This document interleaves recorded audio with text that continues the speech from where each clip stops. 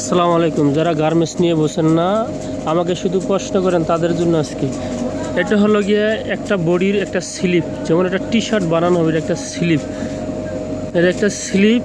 আর এখানে কয়টা কালার দেওয়া হয়েছে? 1 2 3 4 5 6টা কালার দেওয়া হয়েছে, 6টা কালার। এগুলো হচ্ছে স্লিপ। আর এটা হচ্ছে কি একটা ব্যাক পার্ট।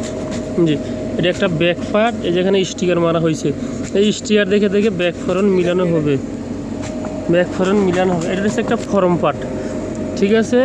এই ব্যাগের সাথে ফরম পার্ট একসাথে অ্যাডজাস্ট করবে। আর এখানে এটা হচ্ছে একটা বডির আর্মুল, এখানে স্লিপটা জয়েন করা হবে।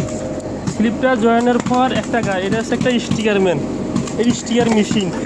এই এখানে স্টিকার ম্যান, এটা দিয়ে স্টিকার মারা এভাবে, এটা একটা স্টিকার ম্যান। আর এই যে স্টিকার ম্যান স্টিকার মারতে আছে, ঠিক আছে? এই যে আপনাদের জন্য এই ভিডিওটা, আপনারা শুধু জিজ্ঞাসা করেন। এগুলো হচ্ছে গিয়া এই যে কাপড়, এই কাপড় যে লেডিসে, এই যে এটা 5 সাইজের বডি, এই যে 5 সাইজের বডি। ভিডিওটা কেমন হয়েছে অবশ্যই জানাবেন।